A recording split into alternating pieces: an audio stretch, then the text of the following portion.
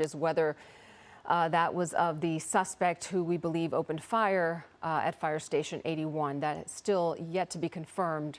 And we still don't know the relationship of the shooter and, you know, what relationship he had to Fire Station 81. We believe he was a disgruntled employee. We don't know if he had been fired, if he worked there years ago, if he was currently employed there. And who he was mad at. Yeah, and so many unknowns. You know, it could have been a family's type of dispute. Who knows? But that house is about to go completely up in flames because it's now hitting the garage area. And hopefully there won't be any explosive type of materials in that garage, and just keep an eye on it. And you mentioned the garage and whether the Toyota Tundra was in there. Did we actually, Scott, did you see, did any of us see that vehicle? Or has anyone confirmed that the vehicle drove into that garage? We don't know at this point. Yeah, we don't know. We looked for the vehicle out in front. The garage doors were down. You see an LA County fire helicopter coming in there, and they're going to make another drop. So hopefully that'll slow this fire down a bit. But it's going to burn through the entire structure. Without boots on the ground, there's no way they're going to be able to knock this down completely. But that was one of the most effective drops we've seen of the 3 that the helicopter has made. But we were never able to look inside that garage. The garage doors were down, and we do not see the Toyota Tundra anywhere near this. I want to open up out of this shot. We got SkyMap 7 up and show you Bent Spur Drive. This is south of the 14 on what would be the south end of Acton. And fortunately, this home is isolated up on that long driveway and not next close to some of those other homes. That would have been more of an issue, the fire spreading to some other structures, and there's no wind today. We'll push back in. I just wanted to give you some perspective on the streets here, give you an idea exactly where this is. That drop was pretty effective compared to the other 2. We do see it did not spread to the garage yet. There's another detached building there off to the right side of your screen. It looks like that is not on fire yet, but it looks like the fire crews right now, besides the helicopter, sheriff's deputies and the boots on the ground, the firefighters, they're content to let this burn. It's not going anywhere. They're going to make some drops from the helicopter. We heard a report that they may escort some firefighters up. The sheriff's department may, but we haven't seen that activity yet. You can see they're deploying there in front of the Bobcat, but they have not moved up the driveway quite yet. Right, Scott, as we look at these pictures from your live picture, Air 7, we're getting word that Supervisor Catherine Barger will hold a news conference at 3 p.m. We'll, of course, bring that to you on Eyewitness News at 3 o'clock. We'll see what she has to say, find out more information, perhaps, on this suspect and the other firefighter who was injured, and perhaps has more information. But that's at 3 p.m. today, so I hope you stick around with us. Yes, and Catherine Barger also released a statement saying that you know, she's thinking of the firefighters and she was on her way to Fire Station 81. That news conference Ellen mentioned will be held at Fire Station 150. That's in Canyon Country, again at 3 p.m. So we'll certainly bring that to you live when it happens. And hopefully there will be some new information to shed light on what was behind all this tragedy here today. And Scott, we know you need to refuel in a little bit, but again, any other insights that you can share with us at this point? You know, besides this home that's going to be a total loss, and besides the fact that the time is on the side of the sheriff's department and the fire department, because the fire is not really spreading to any other structures or to the hillside, some more water drops may be effective at this point in time. But the timeline is interesting as far as what we have. The initial reports fired around 10:55, I believe, at the fire station. And then it wasn't long after that that we heard the suspect had started his home on fire. We responded to this scene here on Bent Spur Drive in Acton. There was a small fire burning on the east side of the house. It slowly spread to the entire structure, and fire crews and sheriff's deputies now are just standing by, getting ready to approach. You see a lot of the neighbors that come out on the street to try and see what's going on. There's some people may have a hard time getting to their homes, or maybe some also that have been evacuated. There's some ranch-style homes in this area. There are some horses very close to that property. But as we open up and show you the house once again, it really has not spread to anything but that structure. And we're fortunate there's no wind, that it hasn't moved towards any other buildings. And so I think really time is on the side of the sheriff's department. They believe it is the suspect. More than likely it is the suspect, but you can never be sure. We did see what appeared to be a man down in what appeared to be some type of water feature, maybe a lap pool. And the information they had, they believed it might have been a self-inflicted gunshot wound. And now you see the home is collapsing in on itself. Once the roof collapsed, it really started to take off. They've made 2 water drops, 3 actually. They'll probably make a couple more. The last one was very effective. So hopefully they can get the fire out. That's one less thing they'll have to deal with. And then I think they'll approach the home and they'll start their investigation. But the home is a total loss. They're not going to save any portion of that home, it doesn't appear. No, it doesn't. And I'm still curious as to why the home to the right, we can't see it here, but where the horses, the stable or the barn that we see there and the horses, there's no activity there. Yeah, it doesn't appear that they believe that that's a threat that's going to move over to that area. They may have evacuated some of the people out if we get a tight shot. They haven't moved the horses out. We saw a dog running around a moment ago. We also saw a sheriff's deputy with a canine unit walking into the property. So they may be trying to clear this adjacent property. Right now, it doesn't appear they need to get the livestock or the horses out of there, although there is a trailer, and they may be putting some horses inside there as a precaution. But if we just give you a wide shot, you sort of get the idea exactly what they're dealing with. There's little to no wind. The fire is moving away from those corrals and those barns, if you will. And this fire is going to run out of fuel. It's going to burn through this home, and there'll be nothing left to burn. A few more water drops may actually put it out. And then at that point, I think the Sheriff's Department is going to actually approach. Right, Scott, thank you very much. We'll stay on your picture as long as we can because we know you have to refuel. But it is 1 p.m. You're watching ABC7 Eyewitness News special live coverage that we've been on all morning long of this active situation right now, this fire that is actively burning. This taking place at about 10:55 this morning, a shooting at Station 81 in Agua Dulce. One man entering that station, killing one firefighter. Another firefighter was injured. He was taken to Henry Mayo. And we believe that suspect left in a white Toyota Tundra and then arrived at this home that you're seeing on the left-hand side of your screen. Yeah, we believe that this is the suspect's home that he set on fire. There was a body, reports of a body found inside what looked to be a lap pool.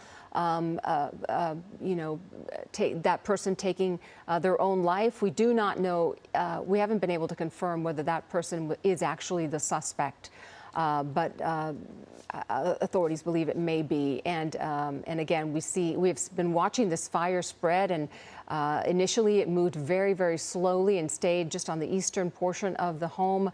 But I would say in the last half hour or so, it has really spread significantly, and it looks like it will be a total loss. We mentioned the Toyota Tundra that authorities said the shooter had left the fire station in.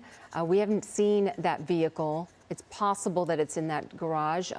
We have not seen it anywhere near the home, but again, that is still to be determined. We had earlier reports that the suspect or the shooter was a disgruntled employee, but we have no information as to whether he was a firefighter or worked at the fire station in some other capacity. Now we're seeing Leo Stallworth joining us there on the ground. Leo, can you hear us? Where are you? Fill us in on what information you have. What do you have for us?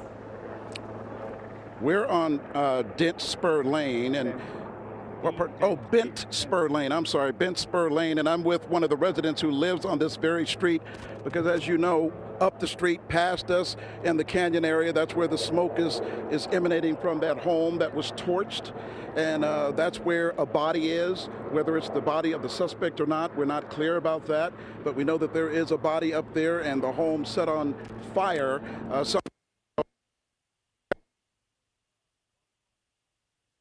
All right, we're having trouble with Leo's sound, but we are certainly going to fix that as soon as we can. Leo, can you hear me? The audio's cutting out? Yeah, let's try again. Yeah, I could hear you. Okay, go. Okay, so obviously the home up the street here where that fire is burning, there's a body there, as we well know, and we're trying to determine whether or not that is the body of the suspect.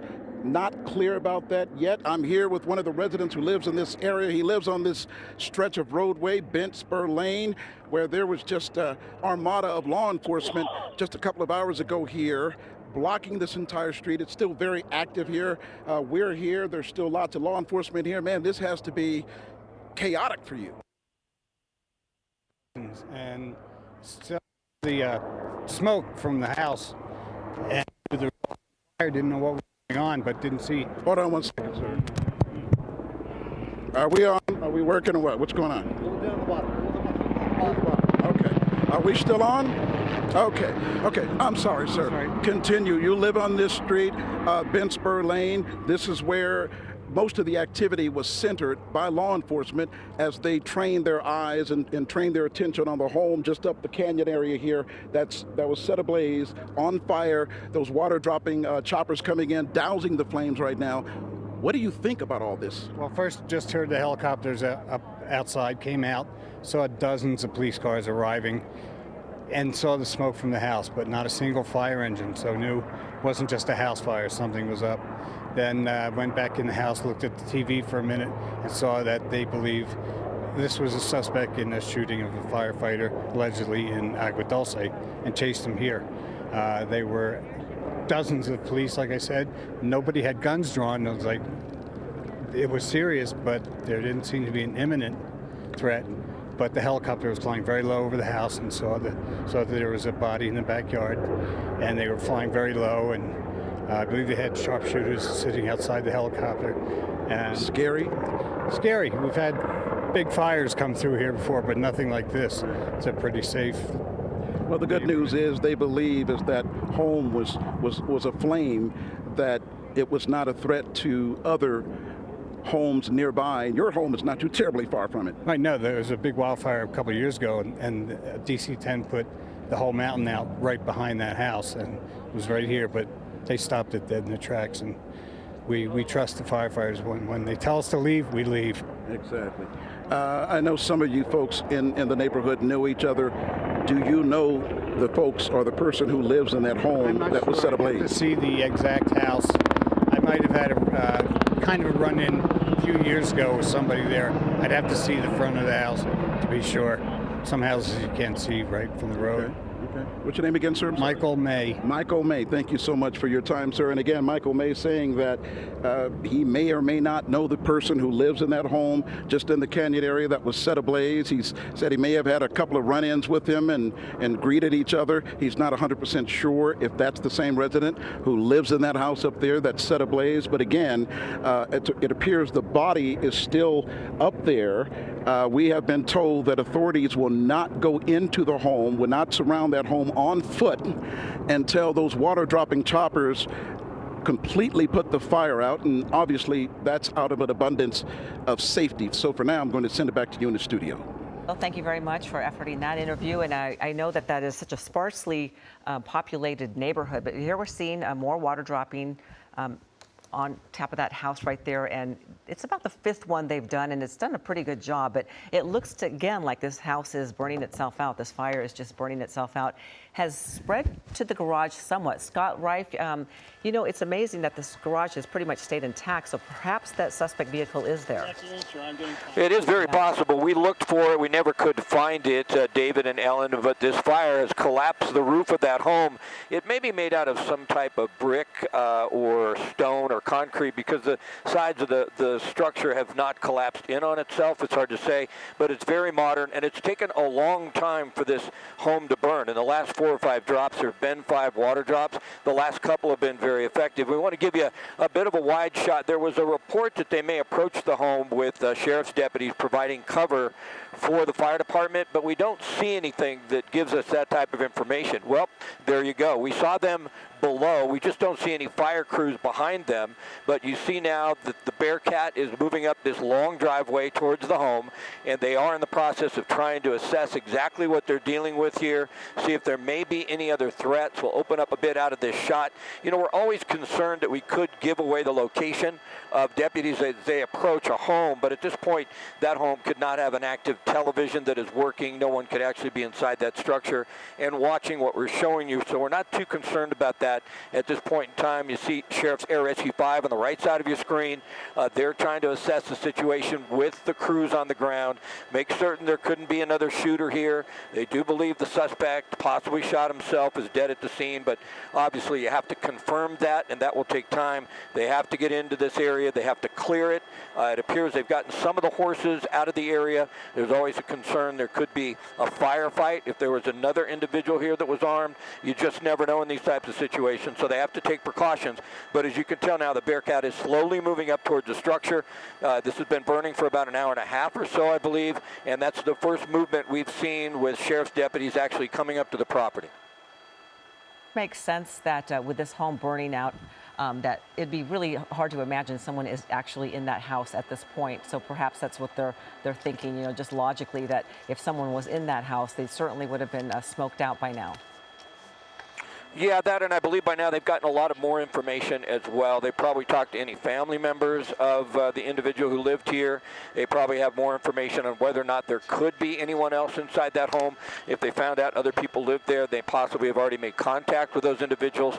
They'll get that type of information. So the more information they have, the more safely they can proceed when they approach the house. But you can tell they're being very cautious. They didn't go right up to the front. They're slowly moving in behind that Bearcat. We do not see any fire crews behind them, though. We had some information that they may provide cover for ground crews, ground firefighters, to put the fire out, but it doesn't appear they're really concerned about the fire that much at this point in time. It really doesn't appear the fire is going to spread to any other structures or even to any brush and become any type of brush fire in the area. It's pretty much contained to the home itself. Right. It's just dealing with the threats that could be towards law enforcement, possible explosives that could be there. Also, we don't have confirmation that the person that is dead on the property is the shooter just yet. So Scott Reif is watching the situation there, a fluid situation going on in Acton. In the meantime, a lot of attention also going on in Agua Dulce, just outside of Station 81, where this initial shooting took place. Rob Hayes has been standing nearby, trying to gather as much information as possible. And Rob, what's the latest? Yeah, so many questions here. We're being kept very far away from Fire Station 81, which is about a half mile down the road here on Sierra Highway.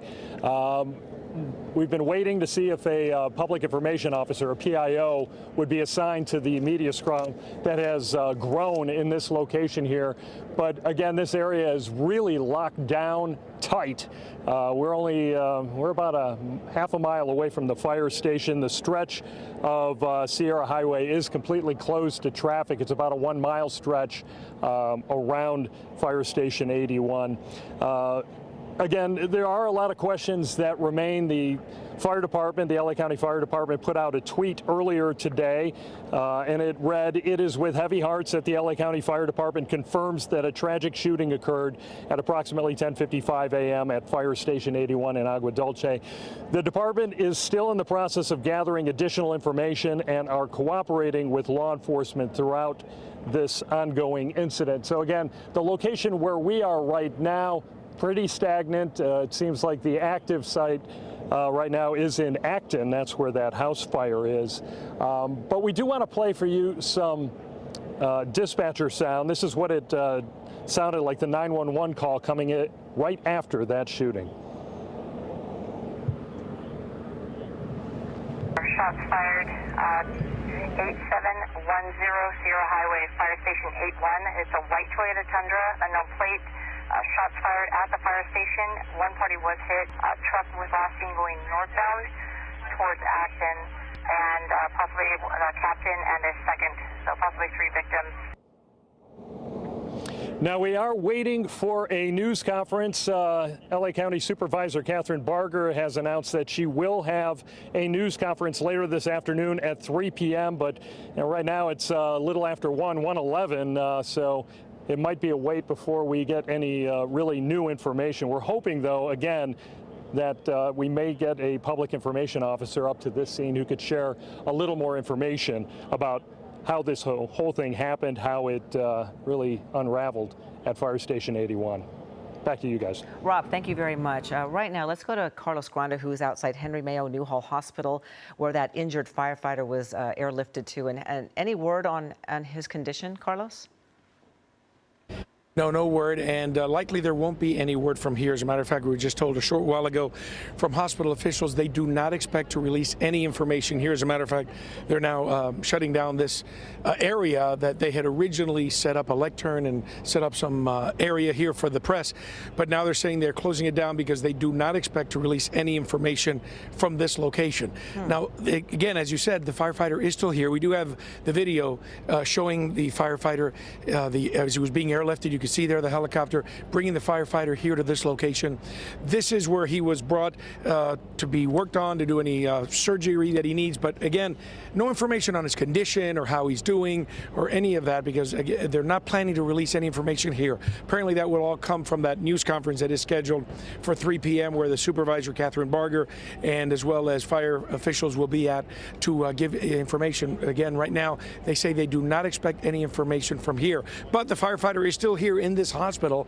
We're waiting to see if maybe some of his friends show up, some other people, that paramedics, maybe they want to see him. So we're waiting for that. But again, from the hospital, no official word, no official news release, no official information is going to be released at this moment. Back to you. All right, Carlos, thank you very much. And we do have Leo Starworth, who's a ways down from the suspect's home, or that fire that is on fire. I mean, the house that is on fire. So, Leo, any other word? Have you been able to talk to any of the residents there? Well, we just saw several sheriff deputies, I should say, go screaming past us, heading up towards the canyon area on foot. We don't know exactly what that means, but what we can tell you is that they were heading in that direction, and they seem to be pretty serious. They've got those water-dropping choppers continuing to come in to try to douse the house fire. The smoke had turned white for just a while, which indicated to us that the fire was just about out, but again, it's black smoke. And so those CHP officers and sheriff deputies and other investigators that want to go into the home to inspect the home, and obviously there's a body up there, they want to get up there so they can start their investigation. They can't right now. They're staying removed from the property until the fire is out. Now, obviously that's out of an abundance of safety. I'm here with one of the neighbors who lives on this very street, just a stone's throw from where that home is burning right now. What do you think about all this? Well, we were sitting peacefully at home, and we got a phone call from a friend of ours that lived in Santa Clarita and told us there was a problem on our street. So we go out the front door, and there's smoke coming from the house. We were kind of concerned because we have had fires come through here on these ridges along here. But it looked like it's pretty much contained to the building, so there wasn't too much of a concern. But then the sheriff started arriving, and they had their long weapons out. Pretty chaotic when this all unfolded just a short while ago, and sheriff deputies started pouring into this area, knowing that the possible suspect was in that home or just outside of that home. Yeah, they were concerned because there could have been other suspects involved too. They wanted to keep their distance. So yeah, it was very traumatic. Hey, be careful, man. I just got stung by a freaking bee. Oh God, I don't need to get hit again, right on the back of the neck. So anyway, yeah, it's pretty chaotic out here, and these bees are going nuts. And another one is just about to get me. I'm sorry, folks, but those bee stings hurt, got me on the neck here. What are you thinking right now? It looks like they're making some headway. Yeah, I think they're going to be out here for hours in an investigation, and eventually they'll put the fire out, but it's going to go on and on. Long time. Okay. What's your name again, sir? Brian Dalrymple. Thank you so much, Brian, for taking the time with us, sir, and we hope that this is resolved pretty quickly here so you can get your life back to some sense of normalcy. But anyway, got stung on the back of the neck by a bee, and I'm trying not to get popped again. I'm going to send it back to you folks in the studio for now. All right, Leo, find some safety. You might be near something out there, or perhaps they like his blue shirt or something like that. So Leo is talking to the folks that are affected in this active neighborhood. So this is really where a lot of the questions remain. There you see the home of what we believe might be the suspect that is on fire. It's been burning for the better part of an hour and a half, 2 hours now. The fire really took off, and it doesn't look like there's going to be anything left. We don't know if this is an intentional fire to hide evidence. There is even the possibility that there could have been victims inside that home, which would be absolutely tragic. We, of course, hope not. not. Now, the sheriff's SWAT team, the SEB unit, they are moving around the property in a Bearcat right now, trying to stay as safe as possible. We don't know if this is a safe place to go, even though there is a likelihood that the shooter is neutralized. There's still the chance for booby traps or for some other threat that could be on this property. That's why they have to go so carefully, and you'll notice that there are no firefighters on the scene because we don't want to put any more firefighters in danger here. And they do believe that the suspect perhaps took his own life because there's a lap pool on the north side of that home that we are not showing you because it was graphic, and they saw an empty lap pool with a body at the bottom of it, and they believe that perhaps that might have been the suspect who took his own life, but we don't know for sure. Scott saw that with his own eyes and described it to us, and that's what he believes. Of course, it takes some time to get confirmation, but we've seen these quite a few times before, and instincts often are correct. But nevertheless, this fire continues to burn here in Acton. There is livestock nearby. From what we understand, though, all the livestock seems to be safe. This fire is not spreading. We saw it being hit multiple times from the air. That's the best the fire department could do right now because they didn't want humans standing so close to this property with so many physical threats going on. So they hit it from the air. It could only do so much. The fire was underneath the roof, inside the building itself. So dropping water on top of it isn't going to do the trick. Nevertheless, it remains that there are so many questions here. Who is the person in this water fixture that is empty, that is lying in the bottom of it, that we believe could be the gunman? No confirmation there. Were there people inside this building? And is this an effort to basically hide evidence and to get rid of anything that we might find on why he did that? That's going to be the biggest question of all. They're going to eventually know who this person is, but why? Why did he do this? And we were talking to our law enforcement expert, Bruce Thomas, earlier, and the way this fire happened, it was a very small, contained to a very small little courtyard at first, and it just exploded quickly. And you know, there's perhaps speculation he works for the fire department. He could have had incendiary devices inside that house because it really exploded in just a matter of seconds and took off. Which makes it that much more dangerous because this person knows what he was doing. Exactly. He has talents and capabilities, though, that could be used in the wrong way. And so they have to be extremely careful about how they're handling this situation. Leo Stallworth is there. Rob Hayes is trying to get as close as possible to the fire station as well. Media in both locations where so many questions remain. And right now we have Bruce Thomas, who's stuck with us on the phone. We really appreciate your help, Bruce Thomas, law enforcement expert. So you've been watching all of this unfold with your eyes, and any speculation as to what that SEB will be doing, or the Bearcat will be doing in the near future? Yeah, at this point, they're just getting a lay of the land. They physically are going to have boots on the ground. They've got intel from the Air 5 helicopter that was flying overhead of the lay of the land, so to speak. But boots on the ground to survey it, to make the approach to the residents, possibly bring in some LA County fire personnel and their engine company to help put this fire out. They want to make sure it's one suspect. And if that suspect is deceased in the pool, then they're going to bring in the other assets. But in this case, they're not going to endanger anybody else's life until they know for sure that it is safe. Absolutely. Yeah, and they have to do that. And there's so many unknowns here. And that's what puts law enforcement in such a difficult position, because you could guess to the end of time on what could be going on in that building or on the scene. But you have to take the course of safety, because enough people have been hurt or killed in this situation, and you just don't know. And there's no winning sometimes if you're in law enforcement, Bruce, because there's so much armchair quarterbacking going on, and sometimes you just can't win.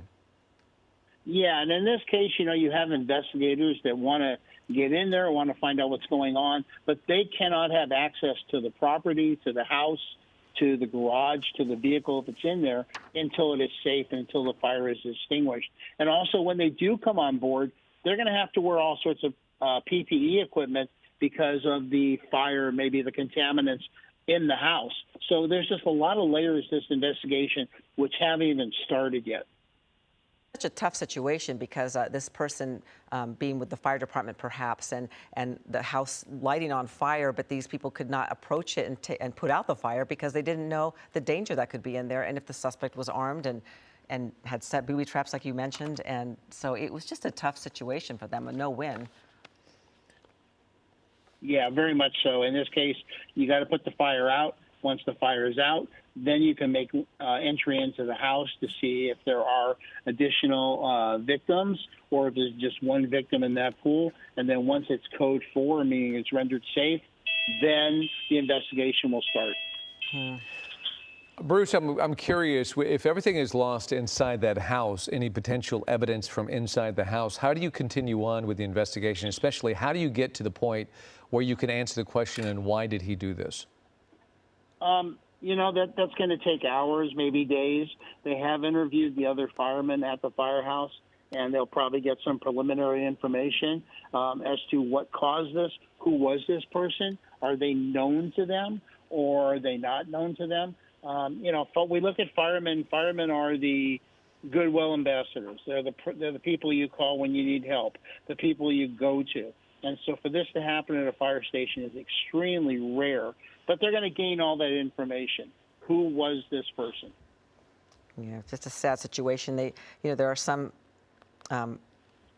belief that it was a disgruntled employee, but we won't know anything for sure. But you guys were talking about it earlier too, and that is firefighters are humans too, and everybody deals with their situation and their issues, and if you don't find help, sometimes it can manifest into a very dangerous thing, like we're seeing happen here. We don't know the stress levels that this person was under or what this person was dealing with. Right. But clearly, this is somebody that should have found some help and found somebody to talk to. And we have been really pushing this for the month of May, Ellen, and that is mental health. There's been a lot of discussion about it the last few weeks, especially. It seems to be a very bold emphasis on it, the fact that people have to start understanding that it's not embarrassing. It's not a bad stigma to look for somebody to help you. Yeah, there is no shame. And unfortunately, men statistically find it harder to look and seek for help because you have to be the macho guy, you know. And I would imagine firefighters, especially, you know, that kind of situation, it might be difficult for them to be vulnerable and to reach out for help and say, I need help. Absolutely. So perhaps that with this awareness that we're doing each year and hopefully every month, that the stigma of seeking mental health treatments will be lessened. Well, and this is the message that has to go throughout all of America, and that is that we have a rash of shootings. We don't have to kind of get into the politics of this, but it is tragedy. It is so sad to see that every weekend there's a tally now, and it does come down to mental health. Right. It's not stable, sane people who are doing this. Right, and after a tough year, you know, it has been magnified. I believe a lot of people were holed up for, you know, through the pandemic, and I think a lot of mental illness left untreated, and that's a tragic situation because it was really hard, I think, for your average person to find help during the pandemic. Yeah, and it had mounting stress too. So you might have gone into the pandemic feeling pretty sound and doing okay. Yeah. But by the end of it, it went on for so long, and it weighed heavy on a lot of folks. Exactly. So it's something that I guess it's not surprising that we're seeing so many distressed people at this point where the world is starting to open up again. You think it's okay, but clearly there's a lot of residual effects, and we're seeing that. And I'm glad that fire departments, police departments are getting trained and looking for the signs and perhaps seeing signs in their fellow comrades, because that'll help too. You know, if you look for the signs of someone who's in distress, perhaps that will help. There are always lessons in all of these tragic situations. There are things that we can learn from, and Bruce will be the first to tell you that once they figure everything out, which they more than likely will, on what caused this, what the circumstances were, we could kind of hopefully pull something from that and gain a little wisdom.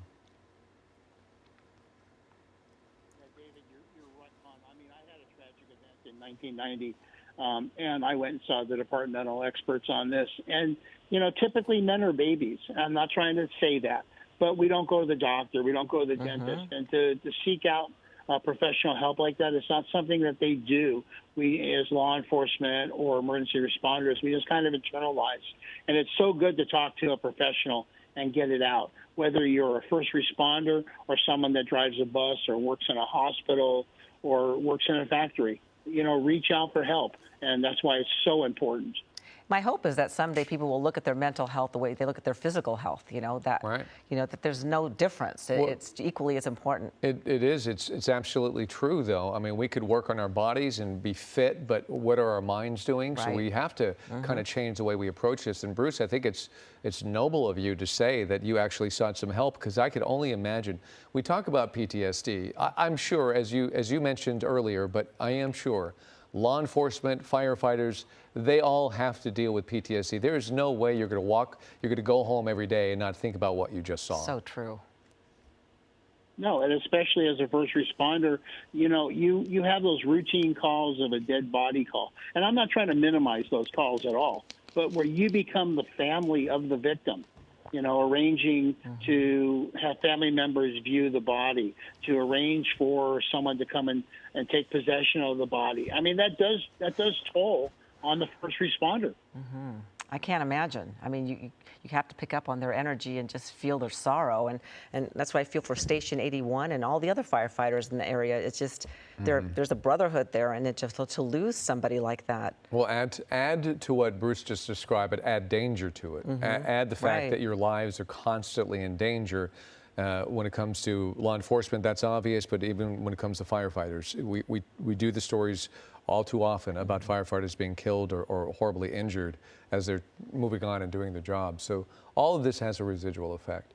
Not that we're trying to take anything away from what's happening here and how horrible it is and how terrible the action is when somebody walks into a workplace and opens fire on what may have been his former fellow workers.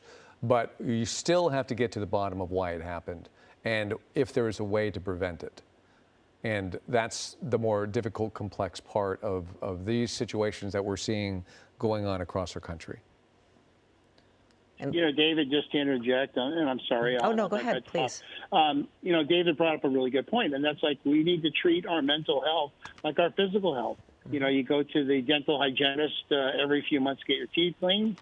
Maybe companies, employers need to bring in mental health experts to do in-house training, to do in-house interviews. I know it's an expense, but what's the cost of human life? Right. Certainly. Well, when it comes to the investigation itself, that burning home right now, Bruce, is there any way that you think that they'll still be able to pull something out of it that might give them some knowledge as to what happened here? There may be some evidentiary value in that house. They definitely want to look at for that white Toyota Tundra pickup truck in the garage. Maybe there's something in there. Maybe there's some computer hard drives that have not been destroyed. Maybe a manifesto, some paperwork, maybe some postings on social media that they'll look at down the road. You always hope there's some investigatory ability to garner information, but it may be a total loss, and the only information they'll get on why this happened is talking to the other firemen at the firehouse, and maybe they can shed some light on this. Well, if they were coworkers, that is a close-knit group, so perhaps they know the story. And also, it looks like that garage may be saved from this fire, and his car or suspect car could be in there. There could be a cell phone in there. We don't know that as well. It is 1:30 in the afternoon, and you've been watching live continuous coverage of this breaking situation that occurred at 10:55, a shooting at Station 81 in Agua Dulce. And one man entered that station, killed one firefighter. Another firefighter was injured. He was airlifted to Henry Mayo Hospital, where we do not know his condition. We're waiting to hear word from that. LA County Supervisor Catherine Barger is going to have a news conference at 3 p.m. Perhaps she will shed some more light on the scene. That suspect fled the scene, we believe, in a white Toyota Tundra. We have not found the suspect's car, but he did end up in this home in Acton, David, where we're seeing this fire. And that's why we talk often about the garage, and is the Tundra in the garage? Did he go home afterwards, and then could he then be the body that we could see on the property? We're not showing it to any of our audience, but we have seen that there is a body on the property in plain sight from Air 7. We could see that, and that's why the Tundra makes this a big question. If it's there, then there's an even more likelihood that that body that we're seeing could be the gunman's, and he might have taken his own life. Right, and the SEB is on the scene there. They were going to approach the house earlier until that house suddenly went up in flames. and was completely engulfed. So now they just have to wait it out and make their approach into that house and see if they can find anything, any type of evidence or salvage anything. Yeah, and also being a firefighter's home, you wonder how fireproof it is, you know, fire resistant it is, because look how long it's taken for this fire to burn, even with potentially incendiary devices in it. He may have, you know, in his more stable days, wanted a home that is fire resistant, being a firefighter. Of course, we all would love that. And maybe that's part of the reason why we're not seeing the whole place go completely up in flames. It's taken a long time for it to get to this point. Now, it probably will be a total loss, but if they can save the garage, at least that's a step in the right direction when it comes to the investigation. Yeah, if you'd seen this house before it went up in flames, it was almost all concrete, very few windows. It looked very modernistic. Almost, Bruce Thomas mentioned that it looked like a bunker. So perhaps it is a firefighter's type of dream home. It was architectural. It was, if you like a modern home, it was a pretty home. And you know, we don't know, of course, the background or anything like that. We're just stating an observation here. What are you pointing at, Ellen? I'm looking at this picture, and you could see there is the lap pool, I believe, in the background that we're not going to show close up, but that is where they believe I see the what suspects. you're saying. Yeah, we'll try to be very careful of that. It's being obscured by the smoke right now. Scott did warn us that that's where he did see the body of somebody, and he said it doesn't have water in it. It's just the body that might be in it. So we'll try to be very careful of that. We're going to show you some video from earlier, and this is when the house was really going up in flames. And it took quite some time. Ellen, you were on the air during this. It seemed to only be burning in one corner of the house for quite some time, and then all of a sudden it started to spread throughout the home. That's what made me think that maybe this is a very fire-resistant home to begin with, because this fire was not spreading as quickly. We've seen many, many fires in our careers, and it doesn't take long. Once the house is underway, it doesn't take long for the whole thing to go up. And this person might have placed devices in that home to make that fire spread even more quickly, because if he knows the situation, he knows how fires work, and he might have done that. Yeah. In the meantime, there are multiple places where this investigation is going on right now. And Bruce Thomas, thankfully, has been with us on the phone, helping us out as we try to decipher what could be happening right now. So, Bruce, do you anticipate any movement whatsoever when it comes to what we're seeing here? Are we still in a wait and see, or do you think sheriffs are underway and they just might be out of the shot? Of course, and let us point out the fact that we are not showing you a lot of their activity just in case. I think they are getting closer to making an approach on the property, meaning the residents. However, as long as there's an active fire, that does hinder their operation. But at this point, they eventually will be bringing in the LA County fire assets, the boots on the ground to put this fire out, providing cover and concealment for them. But they're definitely going to be making an approach. I mean, this probably goes without saying, but almost positivity, they know who this person is that is the suspect. Yeah, I'm going to go with that, David. They know who this person is. They may have even determined a reason for this shooting already, which obviously they're not going to release. But if this person is an employee, a coworker, disgruntled employee like we're hearing, there probably will be a rationale for this shooting. Not that it is rational, but they will have a motive. And no doubt they've been in contact with that person's family, and they perhaps know their whereabouts. Yeah, correct. They've already worked up how many people live in that residence, single, married, divorced, spouses, cohabitants, whatever. So they've already pretty much worked that up, and I believe that they already know that it probably is just one person. All right, so here we are. It is 1:36 right now. This whole thing started at about 10:55 this morning when somebody walked into Fire Station 81 in Agua Dulce and opened fire. One firefighter has been confirmed killed, another was injured, and then the gunman left the property. We believe then that this property that we're seeing on fire right now is the gunman's property, the suspect's property. That's what is preliminary, at least. And so, unfortunately, because of the fire that was clearly set by the suspect, they have not been able to broach go into the property.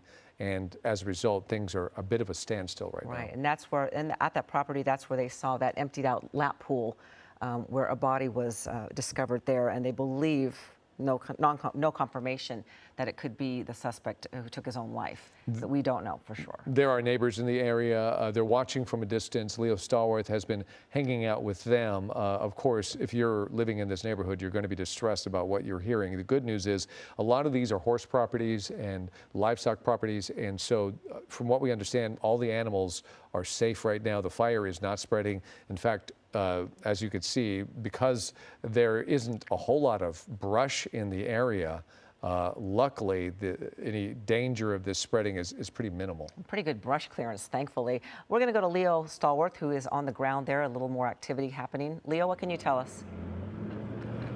Well, we've got multiple sheriff vehicles coming past us, heading up the road here towards the canyon where that home is burning, and we've got a large vehicle coming through here as we speak, and that looks like it might be some sort of, it's the bomb squad vehicle moving through here right now. And ahead of the bomb squad vehicle, we saw about 3 or 4 sheriff deputy vehicles moving up in that direction towards the home. The good news is that we see white smoke emanating from that torched home right now, as opposed to the black smoke, which indicates that it is still active flames, intense flames. But right now we've got white smoke.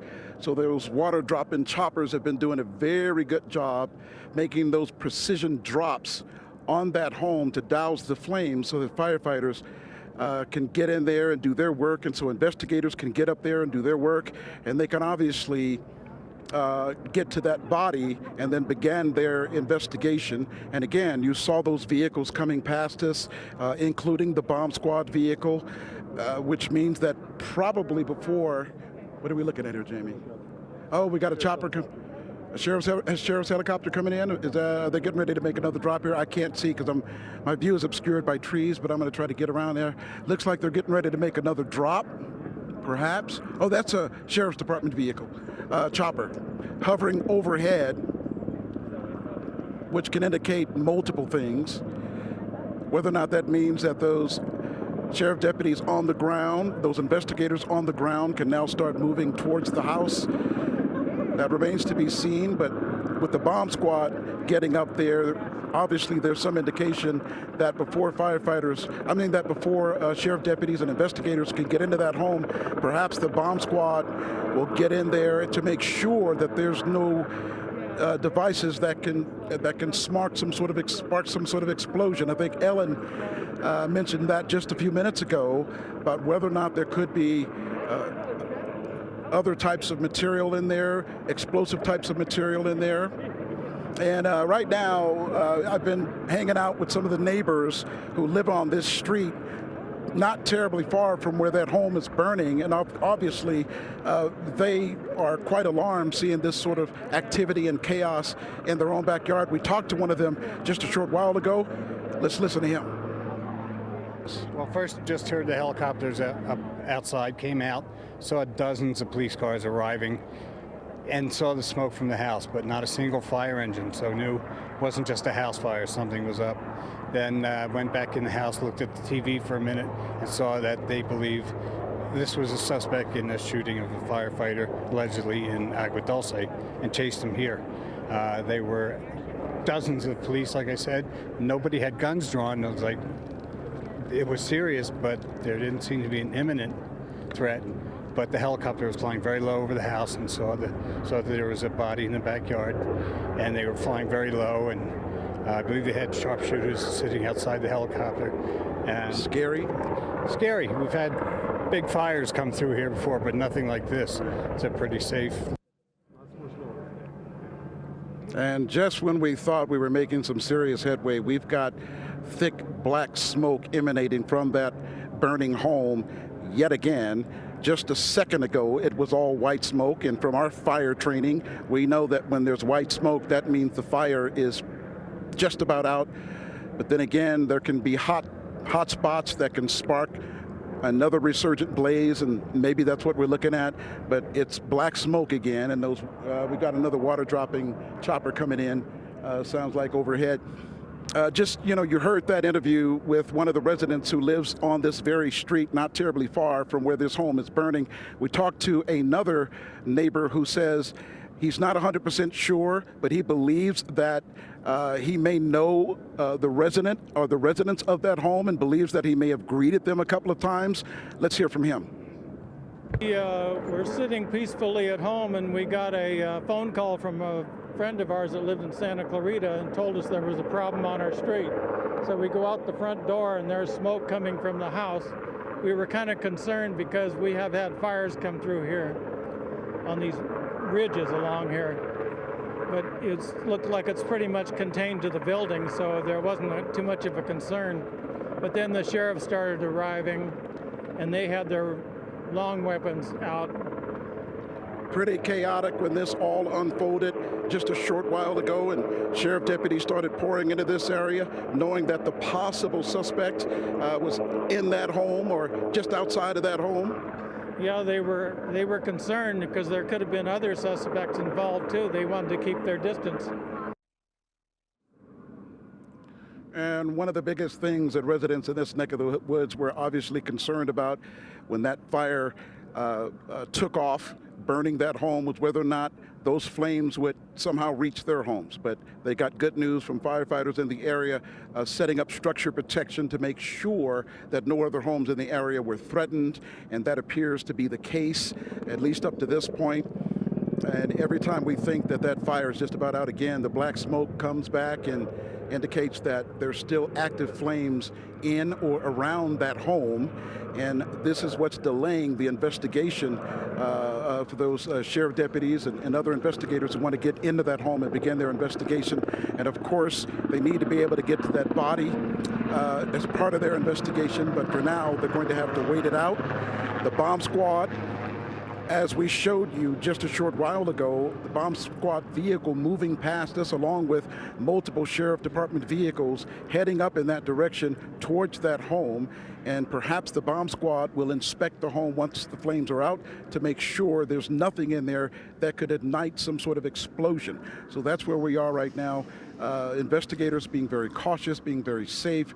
Residents along this street just standing out here with us with a sense of alarm, not seeing anything like this before in their lives, and just wondering what's going on and what's taking place. And as you folks mentioned just a short while ago, with all the mass shootings that have occurred in America just over the last several months and over the last couple of years, with this shooting taking place, it's just another indication of what's going on in our country, what's going on in our world. And the residents in this neighborhood say that say it's generally very quiet. And this just sparked something in them, watching all of this unfold and knowing what transpired earlier with those firefighters who were wounded. It's just a lot of concern, a lot of fear, a lot of angst, and why wouldn't there be? So I'm going to send it back to you in the studio now. Yeah, a lot of fear, Leo. Thank you. Let's bring in Bruce Thomas and ask him, Bruce, about the bomb squad. And is that just a precaution? What do you think? Yeah, you're also probably going to see the sheriff's hazmat unit respond also. These are all components of the tactical call-out. In this case, they are going to eventually make entry into the house, and the bomb squad is going to be there to look for possible secondary devices. It's a routine precaution, but something that has to be looked at by law enforcement. I'm curious about the vehicle that we saw pulled in, a pretty sizable vehicle and trailer. What's in that? Well, you have all the specialized equipment, the bomb suits, the X-ray device equipment. You also have the robot and equipment to use to power that robot and control it. So you need a vehicle of that size to house all that equipment. And also, it's not just one bomb squad tech that will operate out of there. It's going to be multiple. So it becomes a mini command post for the bomb squad. And I imagine the size of this property is going to present kind of a bigger challenge for the bomb squad. Yeah, they're going to go. The immediate concern is the actual residence and the entry points to that residence. So it's safe for the special weapons team to make entry, to the fire department personnel to make entry, and ultimately the investigators. As far as the surrounding area, they're going to look at that, but that's not of a great concern at this point. Also, when we saw, while Leo was doing his report, we saw the sheriff's helicopter hovering. You don't have to answer this, as this is something we shouldn't know right now, but what was it doing? It's just gaining information from a tactical point that the boots on the ground don't have. An air perspective, just when Air 7 HD is shooting a traffic accident on a freeway, it gives the operational area so they can see what's going on. Obviously, I'm not going to comment on anything that is tactically operational sensitive, but in this case, they're just gaining information. Right, and Bruce, as we're watching these live pictures from Air 7, it appears that garage now is going to be fully engulfed, and we were hoping perhaps it was going to stay intact and they could get some information from the suspect's vehicle if it is indeed parked in there, that white Toyota Tundra, but now it looks like that is going to be a complete loss as well. So, yeah, this house is completely gutted. Or will be. Yeah, Ellen, this is going to be a challenge for law enforcement investigators to piece this together from any information or any evidence at the residence. It seems like most of the information for this incident and what caused it, what sparked it, is going to be from eyewitness accounts at the fire station. Now look at that shot from on the right-hand side of your screen, David. That smoke, big, thick black smoke. That's what the neighbors are seeing. So right, that's Leo's position, where you see all the smoke that is pouring out of this. It seems to have these ebbs and flows. It then, it seems to really catch on sometimes and really take off with thick black smoke. They get it calmed down just a little bit with a water drop, but you can see those water drops. They are not having a great effect on putting this thing out. It's just too hot, and the fire being underneath that roof, there's not a whole lot they can do right now. Yeah, and hopefully nothing in that garage that is even more combustible. Well, the Sheriff's Department, they're there waiting to do their investigation, and then firefighters, in case you're wondering, have not been able to get into the property because it just isn't safe right now. There you see on the right-hand side, those are both live pictures, though, but that is Leo's camera. So there's all sorts of activity going by Leo as he is continuing to talk to the neighbors about this. And I'll tell you, this is a sad tragedy that we're watching unfold, but what a beautiful neighborhood that not a lot of people know about. I know, Ellen. it's so big properties. Really if you love gorgeous. horses, what a place to live. No kidding. We do hear that there are propane tanks on the property, so perhaps they're concerned about that. And that could be why we keep seeing these explosions or this massive smoke and explosion just suddenly pop up like that. Yeah.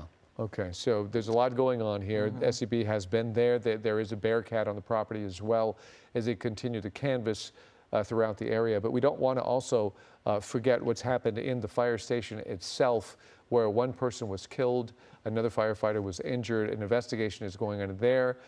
We are choosing to stay here because we don't know where the gunman went after the shooting. He took off in his white SUV, and the search for him has continued basically to this property, and this is where they believed he headed.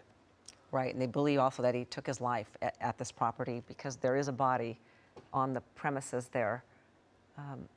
And Station 81, I guess they're just conducting interviews and talking to these distraught firefighters, and it's such a tragic, sad day for Station 81 in Agua Dulce. Yeah, so we have reporters kind of canvassed throughout this story. There's 3 different locations. There's also the hospital as well, where the hospital has already told us that they probably will not be able to give us any information at all about the person who was brought in. We do know the person is being treated there. That person is alive. A firefighter who was wounded in some way. We suspect he was shot, but we don't have official confirmation of that. There was some talk that he was injured, had a leg injury, but we don't know for sure, but hopefully he will be okay. Yeah, here's a look at this incredible neighborhood in Acton, where people who are horse lovers or they have larger animals, they have a lot of room to move around here. And there you see, and this was a beautiful home, a very modern looking house as this day began, and then the fire started to spread throughout the home, and there's very little left. There are ashes right now in the main part of the house. It was like a 3,600 square foot home with 3 bedrooms, but it looked even larger. It almost looked like part of a hotel, perhaps. You know, it was an interesting building. And the belief, Ellen, where those flames are coming out now, do you think that's where the garage is, or is the garage another part of the garage home? is in that, yes, in that area, because I did see the garage doors where that big black smoke is coming out, you know, on the side of the building, right there. Okay, so that's the final. When it comes to is it a white Toyota 4Runner? When it comes to white Toyota Tundra. Tundra, yeah. White Toyota Tundra, I believe that's a pickup truck, is it not? I think so. Either way, that's why we want to get a look inside that garage to see if the vehicle is parked there, because that's what the gunman left in from the fire station 81 in Agua Dulce and took off. And if we find that vehicle there, then there's a good indication there. We're pushing in just a little bit. That's where the flames are coming out of right now. That would, we believe, be the garage, which would be the final thing burning on this home. You see another water drop taking place, but like you said, David, it doesn't seem to make a lot of difference right now, considering the size of those flames and the smoke billowing. That water drop barely made a. There's fuel, they're burning so hot, and there could be incendiary devices inside that home. He may have really rigged this thing the to garage really doors go are up. melting, so perhaps see inside there. Complete loss here, so they won't even be able to save the garage, but you could still eventually see if the vehicle is in there. We won't be able to see the color. And they were concerned about those propane tanks, so this could be, look at that. Yeah. Wow. And during all of this, Bruce Thomas has been assisting us as we continue to observe what's happening there in Acton. And Bruce, have you ever covered anything similar to this story?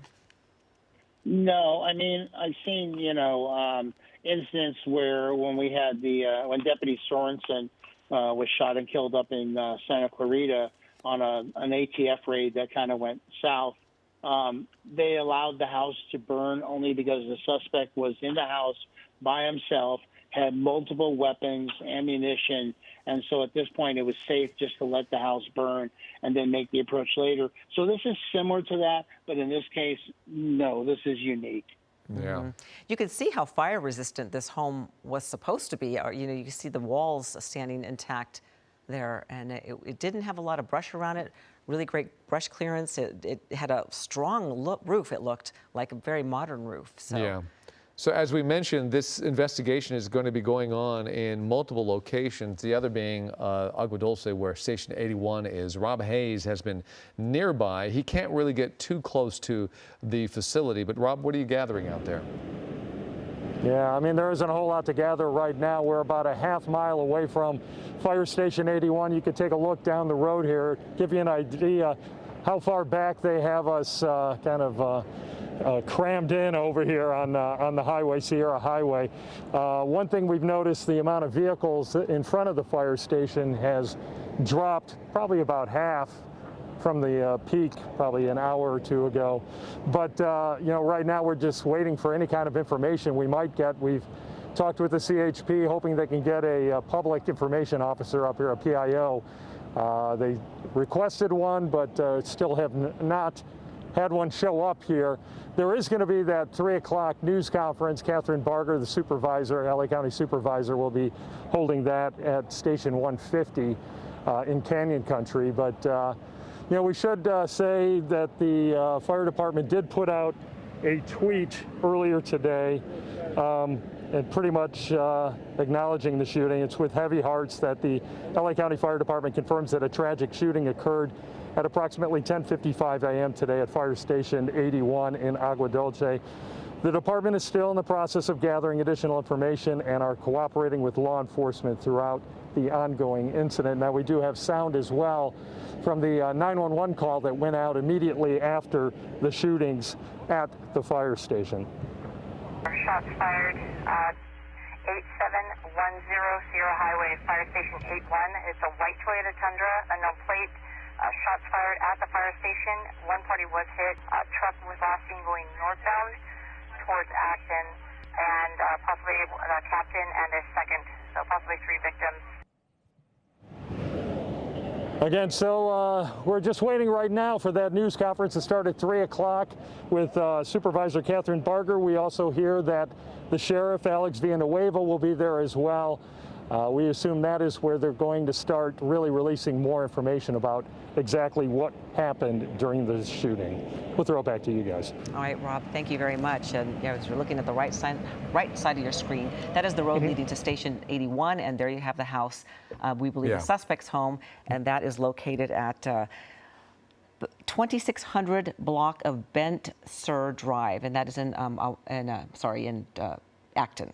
Interesting, though, on that the 911 call, you heard the dispatcher saying it was a truck going northbound towards Acton. Right. And here we are in Acton. And this suspect's home is 10 miles away from Fire Station 81. So we covered a bit of a distance there.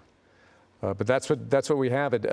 Rob is so far away, so the situation at the fire department we haven't been able to see very closely. This is the situation that is still very fluid going on in Acton, where the search for the gunman continues, although they believe that he may be deceased and on the property. But we don't have confirmation just yet. Firefighters continue to hit this with water from the air because they cannot approach the house from the ground. It's just too dangerous. And the bomb squad has arrived on the scene as they prepare to investigate this and also, most importantly, deem this safe so other investigators in the SCB team can go into the property. Right, and Bruce Thomas was saying that perhaps a hazmat team will show up. We've seen the SCB on site for quite some time, but they were about to approach the house when that home just went up in flames and very quickly, so they could not approach the home. The Bearcat is on the property someplace, but it is there, and they're protected by that. At least a few of them, they're on the go and on the move and looking around the property. Right, and it looks like the last part of this house is about to burn itself out as well. We believe that is that garage right there on the right-hand side of the screen. And we were hoping to get a look inside of it because the white Toyota Tundra that basically left the scene of the crime heading towards Acton, if this is in fact the gunman's home and he did go back to his house afterwards, then we believe that the Tundra might be inside that garage that is now burning. That's where the flames are coming out right now. Now, curious what that white building is behind the home. That has not been touched by flames. Oh, yeah, right over there to the left. I see. At least not yet. Some sort of an outbuilding or perhaps a guest house or something. Yeah. But it seems detached, so it doesn't seem too badly damaged, at least not on fire. It might have some internal damage, but. Yeah, but that house, complete loss, obviously, and that's a shame. All right, we're approaching 2 o'clock right now, 1:59, as we continue to follow this situation that basically broke out at 10:55 this morning. The shooting just before 11 o'clock at Fire Station 81 in Agua Dulce. Yes, and that's when the suspect went into that fire station, killing one man, one firefighter. That is confirmed. Also, another one was injured, and he was airlifted to Henry Mayo Newhall Hospital. We do not know his condition, and in fact, the hospital has not said whether they will release any information today. We do know he's alive, though, and had an injury of some sort. We don't know if he was shot or perhaps it was something else, but an injury to his leg or his lower portion. Right, exactly. And so then the suspect left the scene in a white Toyota Tundra, headed north toward Acton, and this is where this home is that we've been watching go up in flames. We believe that is the suspect's home, and we also know that that fire has completely gutted the home, and we know that Scott Rife saw a body inside a lap pool that had been emptied, an empty lap pool on the scene. We did not show you that scene, but they believe perhaps that could be the suspect who took his own life. Supervisor Catherine Barger had this quote saying, "My heart is with our firefighters and the families of those affected." She had promised to have a news conference at 3 o'clock today, so we're still about an hour away from that. Perhaps we'll glean a little bit more information in that news conference. Yeah, that news conference is taking place in Santa Clarita. Quick note, General Hospital fans, that will be seen tonight at 2:06 a.m. if you want to set your recording. What do we even call that anymore? It's not DVRs or... I don't know. VCRs, DVR. If you want to digitally eventually be able to watch it, you won't miss it. It will be available to you. We're sorry you're not able to watch it here. We wish you could at this point. But unfortunately, we're dealing with a tragedy here in Southern California, another shooting, and this one, a really terrible one because it involves a fire station within the LA County Fire Department and Station 81, where a firefighter is deceased and another one is injured. And we're trying to deal with the ongoing investigation now, trying to get some answers, but the answers are slow to come by because, as you could see, this home is on fire, and this home could likely be that of the gunman. We believe that the gunman may have head home. We're trying to get confirmation of that. Investigators are trying to confirm that as well, but they can't approach the home because it could be booby-trapped. There could be some other dangers inside that house. So as a result, firefighters have not been able to approach it to put the fire out, so investigators can then approach it. So they're only hitting it from the air. Helicopters making some water drops on it. We've been seeing those water drops for the better part of an hour, hour and a half, but they're doing basically no good. The house is going to be a complete loss, and as you can see, the main part of the home on the left-hand side is reduced to ashes. There's very little left there except for the walls on the outside that are standing. The flames that are underway right now, that's part of the garage. If he was driving that Toyota Tundra, which is said to be white, and he drove home, then we believe that's where the Toyota Tundra would be, but it's on fire right now. Colleen now joins us in for Ellen Leyva. David, you did say it just a moment ago. It is just a tragic day here in Southern California. We're talking about this property. We've been watching it slowly go up in flames. It seems like, you know, Leo was talking about it. You and Ellen were talking about it. When you do see the white smoke, it sort of seems like the fire is going out, and then it just seems like it triggers another large plume of black smoke. And you just don't know what is inside this property or what kind of, you know, earlier we're talking about, are there any sort of booby traps, or are there propane tanks? Is there anything that's a slow burning sort of trap system? It, of course, brings us back to the memories of. Oh, look at the wall falling right now. On the left-hand side, we just saw the wall collapse. It's how hot it's burning, and yeah, those concrete propane tanks that were going up and really feeding this fire. And you see when the one goes off, suddenly the fire rises up and that thick black smoke hits again.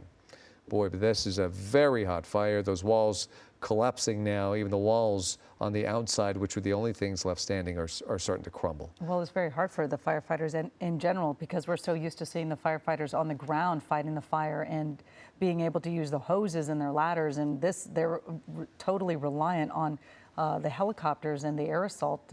And it takes a fair amount of time for them to get more water to dump on this fire. Yeah. And you know that there's a lot of evidence in this house that we're not going to be able to probably see or determine exactly the motive. Yeah, you wonder what they can salvage out of that, but they're very intelligent people who have a lot of different techniques, so maybe there is something in there they could still glean for their investigation. There's also, you know, the digital world and the cloud and stuff like that, so maybe even if he tried to eliminate computers and hard drives, etc., perhaps there is still something out there, even if it was lost in this fire. You see the sheriff's helicopter circling around as well, trying to get as many eyes on different situations as possible, trying to assess what the danger is at this point. Is Bruce Thomas still with us? Yeah, I am, David. I'm still with you. Hi, Bruce. Thank you so much for your patience and sticking with us. Any thoughts as you continue to watch the scene and this house eventually collapsing? You know, it's a giant wait-and-see game for law enforcement. We can't get in there because it's too dangerous. Fire can't get in there because it's too dangerous if there were additional suspects or ammunition in the house. So, you know, it is going to be a total loss, as you guys have said. And at this point, eventually investigators will get into the residence and comb through it very painstakingly for hours. I can only imagine sifting through this, though, when you say painstakingly, what a process that they will have to sort of navigate through this, because there's so many unknowns. I know we're going to have a 3 o'clock press conference. Hopefully we will be able to understand a little bit more of this devastating. You see more of these walls going down, David, on the left-hand side where you originally saw. So this fire is just sort of just now, this house is, after a few hours of it being on fire, is starting to collapse. Clearly, that was the gunman's goal, was to destroy and ruin everything and leave nothing behind. Bruce, I'm just curious. Earlier, a few minutes ago, on Leo's ground camera, we saw all these trucks pulling up from Edison trucks. Do you have any idea what they might be doing? Could there be live wires in the area or something like that?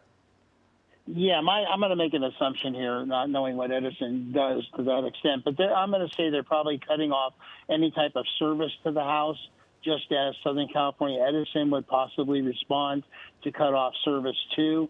You don't want to have any live wires that could spark additional fires, or maybe to the other residents in the area. Yeah, and even the investigators who might have to comb through this situation, that'd be awful to have to actually deal with live wires that might be fallen or hanging somewhere. But so California Edison is on the scene as well as the bomb squad is there, et cetera. So it is a tough situation for investigators right now. It's wait and see. It's very difficult to be this patient, but they have no choice, Bruce. This is what they have to do. This is protocol. Yeah, you're exactly right. It is protocol. Do this by the numbers. They're probably scouring the landscape to make sure there's no other threats in the area for fire personnel when they ultimately have to walk up to that residence and put water on the burning house, because that's going to have to happen at some point. Yeah, absolutely. And also, you know, as we're sort of watching this happen, we're a lot of our focus is right now on this property that is burning, in a very large property. And I think we've been talking about it. This is an area that a lot of us haven't seen. It is a beautiful area, equestrian, obviously a lot of equestrian properties out here. The fire station, it's about 10 miles away, so it's fairly close. So so many heavy hearts thinking about what happened at 10:55 this morning, just with the suspect going in an active shooter situation. Don't exactly know what prompted this person to go to that fire station, but seems it's so rare to see anything happen within the firefighter community, because as many of us know, the firefighters are who so many of us go to for help. They're sort of the good Samaritans of neighborhoods, you know, fighting fire. Mm-hmm. And so I just can't even imagine that what, as you see on the right-hand side with our Air 7 is overhead, but there was just a tragic shooting that happened there not that many hours ago. We can't discount the fact, though, that there could have been a situation inside this home that we're seeing burn as well. I mean, we have, right. I can think of active shooter situations in other places like Colorado, in Sandy Hook, where it all began with domestic violence at home. It somehow triggered the situation, and then that person went out and continued to do his carnage somewhere else. My hope is that there was nobody in that house at the time. But Bruce, does this pass your mind too? I mean, what if this did start as some kind of a domestic disturbance? Yeah, that coupled with why Fire Station 81? There are a lot of other public places, a lot of other venues that this person could have vented their frustration at. So it could have started at home, and then this person may even work at that fire station. You don't know, and it transpired over there, and obviously this person was not in his or her right mind. Anybody doing this is not. But valid question, David. Where did this start? Did it start at the residence and morph into the fire station?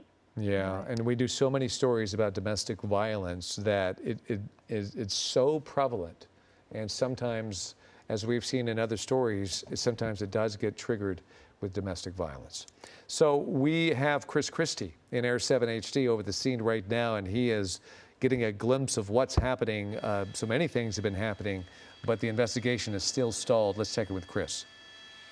Hey there, David. Yeah, just getting my first glimpse on this developing story. As you can see, that home at the end of Bent Spur Drive, a complete loss, as we've been talking about all morning long. What started as a portion of that house burning up has basically turned into this house burning to the ground, essentially. Nothing but ashes left there.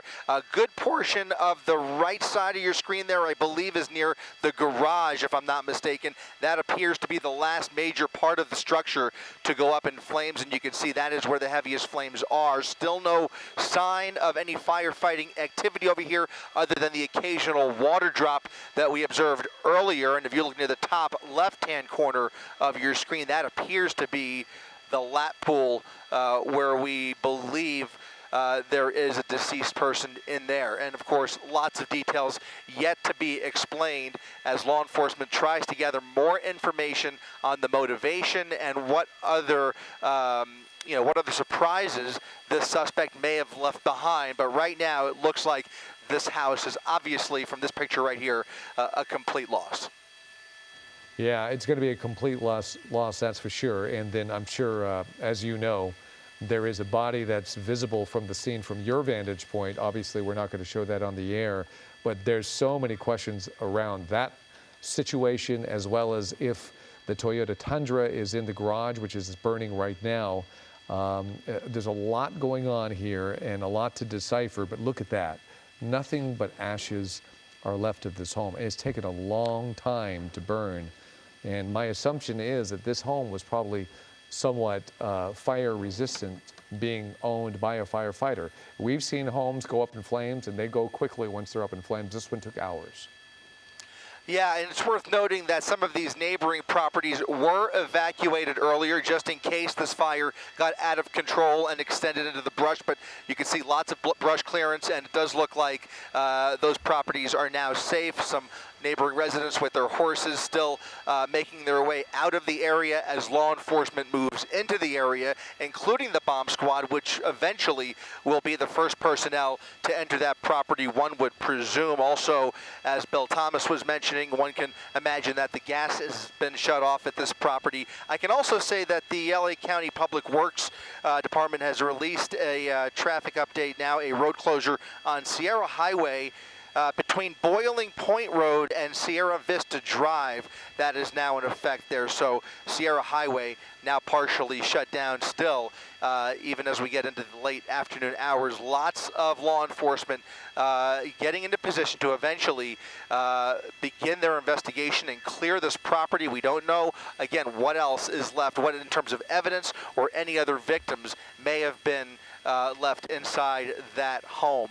Again, after a wild afternoon, one firefighter in the hospital, a separate firefighter shot dead at the fire station, and now we have this situation, another water drop by LA County's Firehawk, getting some of the remaining flames out, and it should not be too much longer before this fire is completely out. Yeah, no doubt about it, Chris. You're right, though, but we've been watching this fire burn for a better part of a couple hours now. We know all of this started around 10:55 this morning with the shooting at the fire station 81. That's about 10 miles away from this property. But again, as David pointed out, we don't exactly know what led up to those moments before the suspect going and entering that fire station and having an active shooter sort of situation where you have one firefighter injured, one firefighter killed. We know that the firefighter community, first responder community, law enforcement community are all mourning this tragedy this morning. And then, of course, we're watching what's unfolding 10 miles away at this house that's just been burning for so long. And, of course, the firefighters having to constantly drop water. And this is obviously a tight-knit community. There's not that many residents for them to see all this activity, and it's not connected to brush fires. Everybody probably knows everybody in this area. So it's got to be very sad for them to know what's going on. A peaceful, quiet place normally, I'm sure. Speaking of condolences and sadness, we're hearing from Supervisor Hilda Solis. She tweeted out that my most sincerest condolences to the family of the firefighters who was tragically killed in today's shooting at Fire Station 81 in Agua Dulce.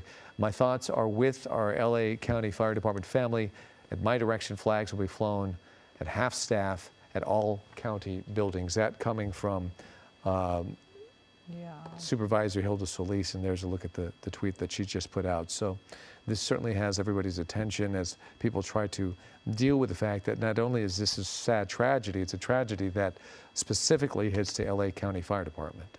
It is. It's just tragic. And you see so much law enforcement in this area trying to, they're at the ready just to solve what is going on, to see if there are any additional victims that may be inside that home. And of course, we're all hoping that there is absolutely nothing else that can be uncovered there. But again, you just don't know exactly what's going on, but you certainly see a large show of law enforcement there to start this investigation as soon as they can get on that property.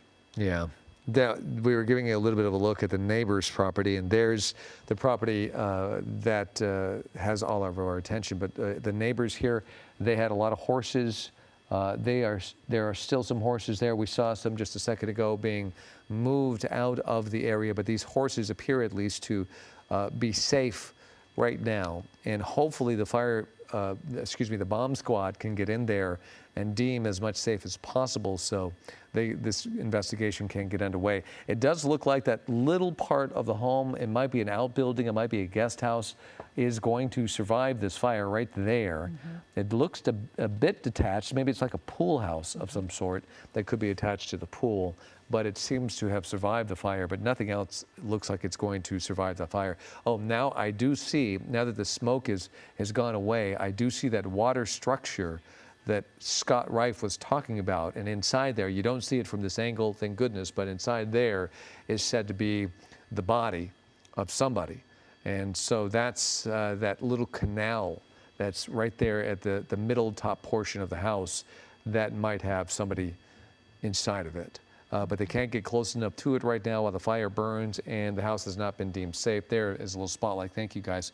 It looks like a bit of a canal right there, and that's where we initially saw the body. And the body was discovered fairly early this morning. I think it was during the 11 o'clock hour. And keep in mind, this happened just before 11 o'clock.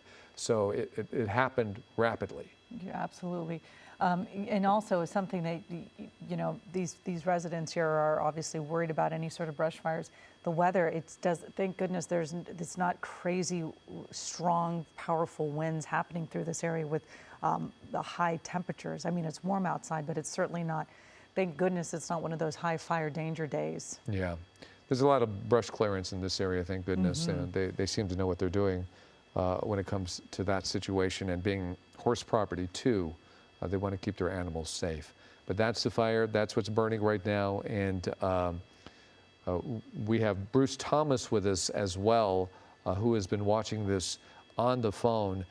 Bruce, what are your observations now that the fire is starting to die down and we're losing the fuel to keep this fire going? Do you anticipate something happening soon? Yeah, once you see the flames from, I'll assume maybe the east side of the building or that garage area, once they start to dissipate, you're going to see SEB move in tactically using the Bearcat for cover and concealment, and they're going to make the approach. They'll check out the house real quick, and then they'll call the fire department in to extinguish it. At that point, they'll render it a code 4, meaning it's safe for personnel to respond. And then once the fire's out, then you'll have the bomb squad make their approach, do their thing, and then arson personnel from both the fire department and the sheriff's department will then be part of that investigatory team that goes inside. Yeah, but you know, as we were talking about, it's got to be very hard to sort of get the evidence that's needed. But thank goodness, I guess, if, as David was mentioning, your digital footprint is, or fingerprint, or whatever you want to call it, is up in the cloud a lot of times too. Yeah. So you know, there might be something that they can glean from that as well. We're also getting some extra information about this press conference that we're anticipating happening at about 3 o'clock today, so we are hopefully just about 40 minutes away from it. But we're also hearing that Sheriff Alex Villanueva with the Los Angeles County Sheriff's Department will be talking, Captain Jose Mendoza with Los Angeles County Sheriff's Department as well, and Chief Darrell Osby from the Los Angeles County Fire Department are all going to be speaking at this press conference. We don't know how much information we're going to get because we just, you know, as you can see, this property is not secured yet, so they can't even get into the property right now to get more answers, but perhaps we can at least get a little idea on what's happening at the fire station, because that's been extremely difficult for us to get information out of that area. Maybe we'll even get an update on the condition of the firefighter who was rushed to the hospital. But a lot of questions still remain. Luckily, we're going to have a press conference in a matter of 40 minutes or so, and hopefully get a few answers, but I guarantee you the main answers we're not going to have still. Absolutely, but again, while we're trying to figure out the investigation and what prompted the shooting that occurred just before 11 a.m., again, Bruce Thomas, the law enforcement expert, you know how long these sort of processes take, and that's just with these crime scenes, let alone the family that there's 2 families that are suffering at a minimum right now, being that one firefighter was wounded, another one was killed. It has to be, it's just so sad when you're trying to deal with the criminal investigation and then a family, workplace tragedy. Yeah, as an investigator, you have to be sensitive to that. Like I said earlier, you know, firemen and police or sheriffs, we work hand in hand. It's a brotherhood or sisterhood in this case. So you do have multiple crime scenes too. You have the fire station where the shooting occurred. You have the house where the fire happened. So, you know, investigators are going to be working painstakingly at both locations. And unfortunately, at the house location, that is going to take days to process. Yeah, it's going to take a long time, and we're used to that. I just hope that we don't find any more victims, that this thing is pretty much over, and then the investigation could really concentrate on what's happening. Although we're seeing some sheriff's deputies on the property right now. They're walking out at least the perimeter of the home, so they're very close. The closest we've seen them so far, they seem to be going up a hill over here and checking out the back side of the property, not in the home at least, but they're walking around. That's a good sign, right, Bruce? Yeah, that's correct. It's a great sign. I mean, they're making progress to eventually make entry into the property.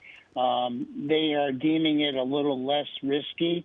So you'll probably start to see the fire department respond and move up assets to put the rest of this fire out. That'll be great to see this fire being extinguished. But it looks like it's very close. I mean, we just have that one wall that looks like it's still up in flames. But other than that, so much of this, you could see some hot spots in there, but so much of this property has just been completely destroyed, obviously. I mean, there's just almost nothing left to this home, and it looked like a pretty beautiful property, that's for sure. And it seems like it was a very slow burning home, so it must have been pretty safe from fires, really. I wonder if this is going to be another water drop as Chris Christie and Air7 continues to watch the situation. We'll bring Chris back in this in just a second. I want to let you know that we did get a little bit of a response from California Edison and why these Cal Edison vehicles were arriving on the scene, and they said it's customary to respond to fire scenes. So it's just standard procedure, and they know this is a fire. Obviously, it's a high-profile one, but they're sending their vehicles out just in case they could be of some assistance somehow. So Chris Christie in Air7 HD, as he continues to watch the SCB team start to approach and get on the property. Chris, what's the latest? Yeah, hopefully in the coming minutes we'll be able to glean some more details from both the LA County Sheriff's Department and the fire department as they continue to work together, as Bruce mentioned, very cooperatively here, both in terms of getting those initial tactical officers onto the property methodically, kind of getting a lay of the land. They're on the perimeter there, watching the fire department put out the finishing touches on this fire. You saw that water drop just a moment ago. They're waiting for that fire to be completely out before the sheriff's department gives the fire department the go-ahead to launch a drone. I think the next thing we're going to see here is a drone launched over the house to, I guess, look for more hot spots. I think they're equipped with some infrared technology, but also to see if there's any other threat remaining inside the perimeter of that home, which is now burnt to the ground. Here are additional SCB officers making their way up to the property. There is more than one Bearcat on the scene down there. They've had plenty of time to get the SCB up here. They've had all morning really to watch this fire burn and get units into position.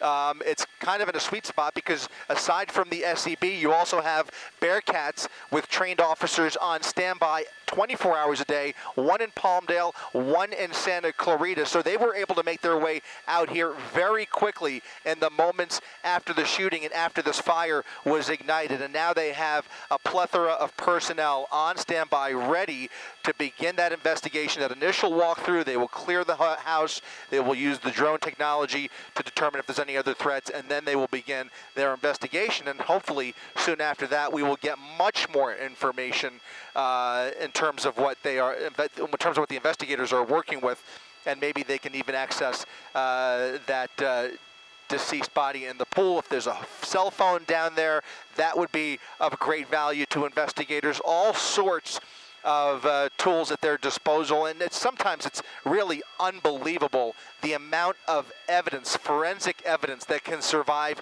even the hottest fires. So they have their work cut out for them. As Bruce Thomas mentioned, it will take days to go through this crime scene and begin really putting the pieces together here, David. Right. Hey, Chris, I'm curious, though. We see that garage. That's where the flames still are right now. Can you detect any sign of a pickup truck, a Toyota vehicle that could be in there?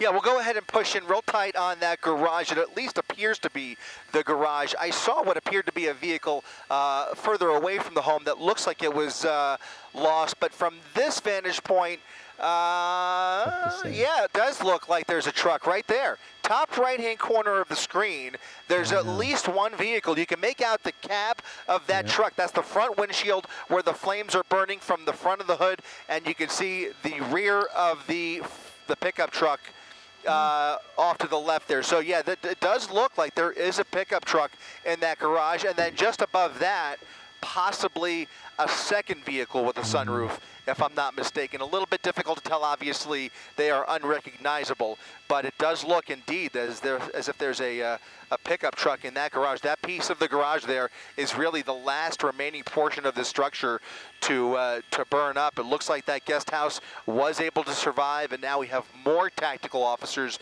making their way onto the property. Yeah, clearly they've deemed this time to start to move, but that's interesting that you got that shot, because it was a white Toyota Tundra that left the scene of the shooting, and according to the dispatcher, the truck was going northbound towards Acton, and when we got to this scene, the question was, where's the truck? If this is a shooter, where's the truck? We assumed that it might be put into the garage, and then there's further evidence that does look like it could be the outside of that truck, or what's left of the truck from that fire.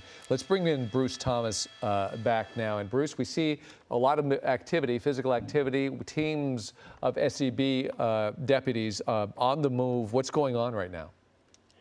They're just approaching the house just to make sure that it is code 4 for fire personnel. As Chris Christie said, they're staged down at the lower part of the driveway for them to come up and extinguish the rest of the flames of this fire at the house.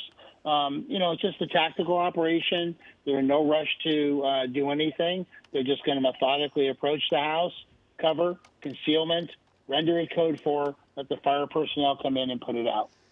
Yeah, absolutely. It does seem very methodical, but as we know that each time any of these fires or investigations sort of happen, there's always something new, and there's always something sort of that is something where they end up briefing about these. As we've talked about this before, Bruce, you end up learning about crimes and how you solve crimes by sort of previous crimes, and what you could have done better and what you need to learn from. And something with this, I don't know how firefighters or how law enforcement can even sort of think about this, because if a suspect is racing away from a crime scene and then the house is on fire, I mean, obviously, other than being able to pull over the suspect, which would have been possibly extremely dangerous. Yeah, Colleen, you bring up a good point, and that's something that law enforcement, fire, all first responders, all agencies, they debrief it. They do what they call a tactical hot wash.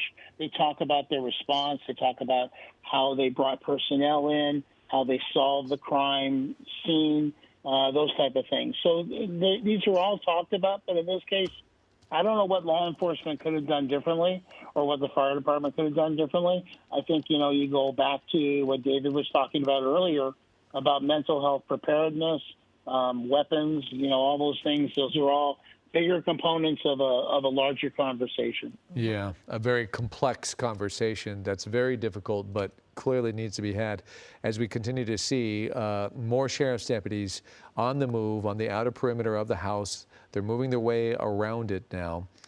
It is now 2:30. We have been on this story for about 3.5 hours now, at least. It broke out just before 11 o'clock at the fire station 81 in Agua Dulce. That's when a gunman walked into that fire station, opened fire, killing one firefighter and injuring another one. That second one was rushed to the hospital. Then the gunman took off in a white Toyota Tundra heading towards Acton. One firefighter killed, second firefighter airlifted to Henry Mayo Newhall Hospital. We do have a reporter there who's trying to keep up with that scene, but says the information is extremely limited. And then after this situation, it seemed to move over to Acton, the suspect's home, where we have been watching burn. It's close to the shooting scene, a few miles away, and they have not been able to approach the home until about basically right now because of the fire that's burning and the danger that posed to firefighters and law enforcement officers. There's also the concern of booby traps and bombs, etc., that could be set inside that home, so they had to let it burn itself out. Also seen at the home is a body that could be that of the shooters. And you just saw with us a few minutes ago that we believe there remains somewhat of what looks like to be a pickup truck inside the garage that has just recently burned. So that's the situation going on right now. There's a press conference that's going to be coming up at 3 o'clock. Supervisor Barger will be speaking. She says, my heart is with our firefighters and the families of those affected, but we're also going to hear from the sheriff as well as the fire chief and hopefully get some more information. Again, that's coming to us from Fire Station 150, Santa Clarita, today at 3 o'clock, so less than a half an hour away. Absolutely, and we were talking about... Hey, David, Colleen? Yeah, go right ahead. I'm sorry, it just came to me, and I'm thinking about this, and God forbid this bears any fruit, but you have a shooter that goes back to his residence. He obviously kills himself and then burns his house. The question remains, why burn the house? Mm-hmm. Did he commit additional crimes in the house? Yeah. Are there additional victims? And God forbid you don't want to think that, but that's something that investigators are going to have to look at. That's why I had a lot of concern when I saw the flames going through this home, is what's inside the home. Why would he set it on fire? Of course, we saw something similar happen just a day or two ago where a gunman set his home on fire. It's a common thing, but often it's to hide something, and we've seen it on very high-profile crimes, but it's never good when somebody sets their own home on fire. Clearly, they either want to get rid of everything in their lives or they want to hide something. Yeah, very, very tragic if that bears any fruit at all. We certainly hope it doesn't, but you're absolutely right. And when you're talking about the evidence that will be collected and how it's going to be a methodical investigation, because it's going to be very hard to collect and photograph, and so much of this stuff is destroyed in this house. But of course, you will be able to find, if there are certain crimes that took place, you'll be able to find bodies or if someone was deceased inside the home. And also when we looked at some of those live pictures from the firehouse, fire stations, they're so welcoming to people to come to their properties. If you have any questions, I remember I had to go to the fire station and ask them to show me how to install my car seat. And their doors are right open. You can pull up your car and they just come right out. It's such a very welcoming group of employees. And you would hate to see fire stations starting to feel like they have to safeguard them, just like schools started to safeguard and put fences up where you felt less connected. The gunman has not been identified officially yet, so we don't have his ID. We don't know if he's a family man. We don't know if he has children or a wife.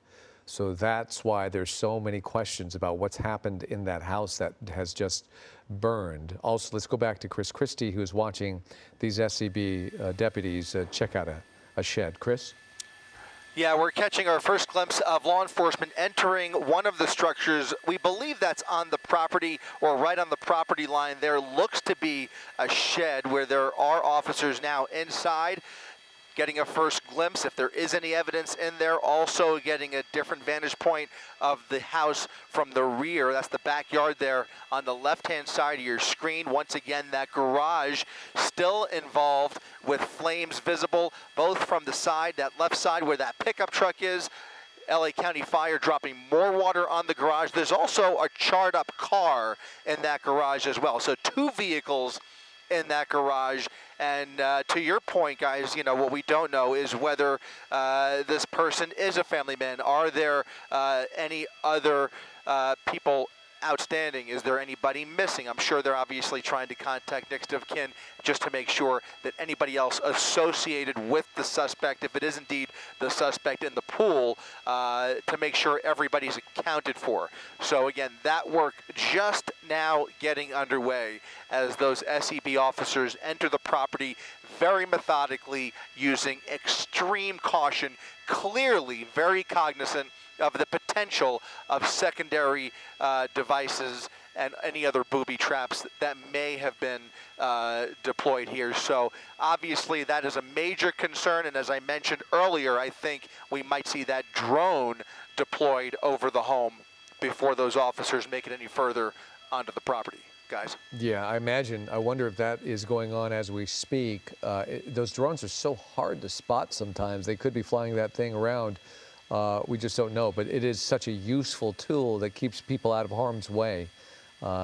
And it's served a great purpose in a number of different situations that we've seen from the past, and this would be one if they can get it over there and look as quickly as possible to continue on. And I understand that we have crews also out there. They are searching for information. Our producers are searching for information. We do believe we're going to have some new information for you in the coming minutes. Yeah, one would hope that we get a lot more information in this press conference that's coming up, but you can see very little flames left there. Even that garage now, the fire almost completely out, but without any hand lines, it might take 1 or 2 more water drops. I'm not sure exactly where they're getting the water from. I believe there's a nearby fire camp out here that'll be able to refuel pretty quickly. And like I said, 1 or 2 more water drops may do the trick. And then they should give the go-ahead for that drone, as you mentioned. I think that's what they're waiting for. I think they want to make sure that the fire is completely out and then deploy the drone. I know that the fire department is waiting for that go-ahead from the sheriff's office. And now it looks like some of those officers who were in the backyard there have made their way further onto the property. There were a couple inside that shed on the right. We know there's another guest house-looking structure near the top there. Not sure if they're peeking into that building yet, but you can see some more movement within the trees down there. It looks like they have made entry, I'm being told, and there are more officers now kind of dispersing around that backyard. They're looking for any clues of danger and any more signs of evidence, and of course any more signs of any other possible victims as well. Guys. Okay. Yeah, I just want to make sure that we're being careful about the body that is there. We're not going to show it to anybody. I just want to... That's right. A quick reminder. And then there you see that they are getting very close to the structure. They look like they're looking into that... The pool. The pool. They're checking the body out as we speak. Is that what's happening right there? Yeah, they're getting their first visual of the body as well. And just taking a close look at it will give them some information. I know there's been all kinds of speculation throughout the morning whether this was a self-inflicted gunshot wound or whatever the case may be. Sometimes a simple glance at the body and the remains could reveal some telltale clues, obviously, but we don't have that information confirmed, but clearly they are getting their very first glimpse inside that pool, and now more officers making their way even further onto the property here, so they obviously feel incrementally more comfortable getting closer to the action here. If I could bring Bruce Thomas back in, and Bruce, kind of a sobering question for you, but do you think, is the possibility there that there was an exchange between this gunman and a sheriff's deputy? Could that have happened? We just don't know about it? You never want to make assumptions for obvious reasons, but in this case, I am going to lean toward a self-inflicted gunshot wound, based on the shooter killing one person and wounding another, and then made the decision to possibly take his own life.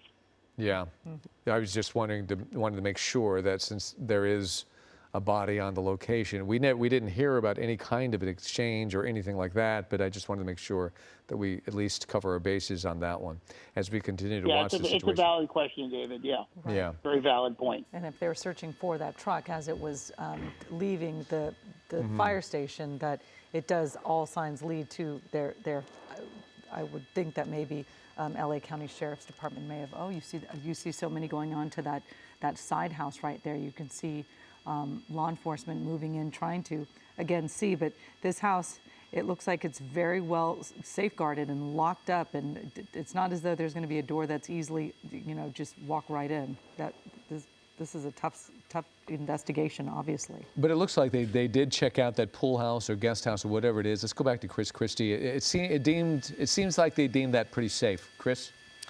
They seem to be acting much more comfortable just in the last couple of minutes. I mean, clearly you can see the fire has done most of the damage that it's going to do at this point, and so they feel they can get a cursory look at the property and make sure that they give the code 4, if you will, to allow other investigators, both homicide investigators as well as arson investigators, onto the property to begin that initial work and make sure that there is no further danger here.